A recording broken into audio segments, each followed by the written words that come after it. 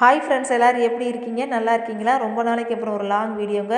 கொஞ்ச நாளாகவே நமக்கு வேலை பளு அதிகமாக இருக்கலாம், நம்மளால் லாங் வீடியோஸ் கொஞ்சம் தொடர்ந்து போட முடியலை. அதனால் ஷார்ட்ஸ் மட்டும் தான் போட்டுட்ருக்கேங்க.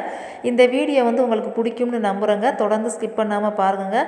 நம்ம மாலை நேரத்தில் மாடுகளுக்கு என்னென்ன ஒர்க் பார்க்க போகிறோம் அப்படிங்கிறத இந்த வீடியோவில் பார்க்க போகிறோம். நம்ம பொதுவாக காலையிலே நம்ம மாடுகளுக்கு சோளத்தட்டை நம்ம அறுத்துடுவோங்க. இப்போ கடந்த சில நாட்களாகவே உங்களுக்கே தெரியும், பூவரத்து அதிகமாக இருக்கனால நம்ம பூ எடுத்துக்கிட்டு காலையில் சோளத்தட்டையெல்லாம் அறுக்க முடியலைங்க. மாடுகளையுமே காலையில் இப்போலாம் கவனிக்க முடியலை. அது கொஞ்சம் வருத்தமாக தான் இருக்குது. இருந்தாலும் பூ எடுக்கணும்ல, அதனால தாங்க. அதனால் ஈவினிங்கில் நம்ம 2 கட்டு அல்லது 3 கட்டு சோளத்தட்டை அறுத்து வச்சுக்குவோம். மதிய நேரங்களில் நாங்கள் மேக்ஸிமம் அவாய்ட் பண்ணிடுவோம்.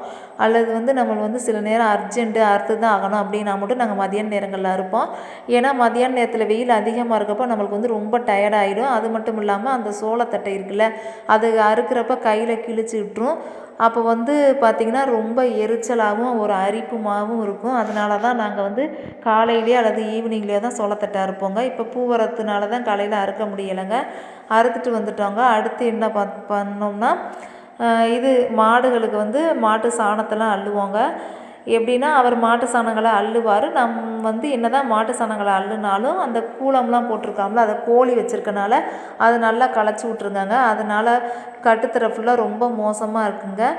அதனால் நான் கட்டுத்தரைகளை கூட்டுவேன். அவர் மாட்டு சாணங்களை அள்ளுவாருங்க. சில சமயம் அவர் தண்ணீர் பாய்ச்சிறது அல்லது மற்ற எதுனா வேலைகள் இருந்துச்சுன்னா மாட்டு சாணத்தை அள்ளிட்டு நானே அந்த எல்லாத்தையுமே கூட்டி க்ளீன் பண்ணிடுவேங்க. இப்படி தாங்க ஒவ்வொரு நாளும் ஈவினிங்கில் ஒர்க் இருக்கும். அடுத்து இப்போ கொஞ்ச நாளாக மழை வரனால மேய்ச்சல் காட்டில் மாடுகளை கட்டிடுவோம். பெரிய மாடுகளை மட்டும் கட்டுவோம். கன்றுக்குட்டிகளை பச்சை தட்டை அறுத்து கொஞ்சம் போட்டு சாப்பிட விட்டுட்டு மற்ற வேலைகளை பார்த்துக்கிட்டு இருப்போங்க.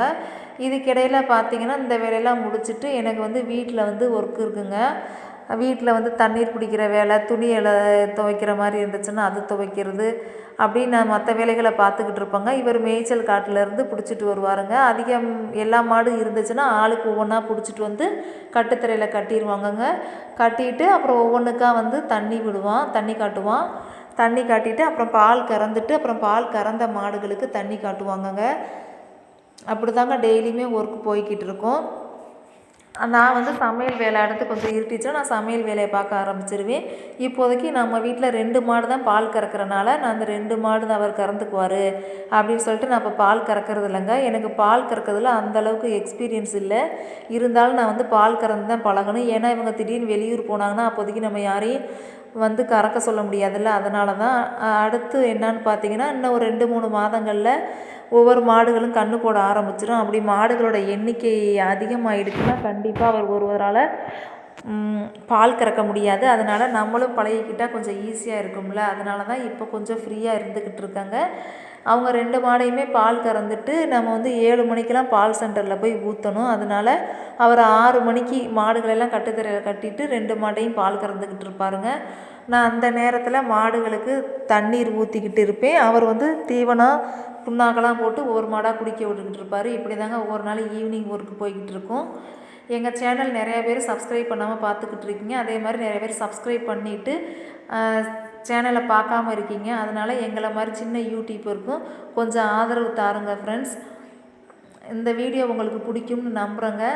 நம்ம இதோட வீடியோவை முடிச்சுக்கலாம். அதே மாதிரி நம்ம கட்டுத்தரையை கூட்டுறப்ப நம்ம வெள்ளச்சி இருப்பான்ல, அவன் பின்னாடியே தடவி விட சொல்லிக்கிட்டு இருப்பான். அடுத்து பார்த்திங்கன்னா, நம்மளுக்கு அடுத்த டிஸ்டர்பன்ஸ் யாருன்னா பப்ளு குட்டி இருக்கான்ல, அவன் விளக்கமத்தை பிடிச்சி கடிச்சிக்கிட்டு அப்படியே பண்ணிக்கிட்டு இருப்பான். சரி, இதெல்லாம் ஒரு சின்ன சின்ன இம்சைகள் அப்படின்னு சொல்லிட்டு என்னோடய வேலைகளை தொடர்ந்து பார்த்துக்கிட்டு இருப்பாங்க. Thanks for வாட்சிங்க. பாய்.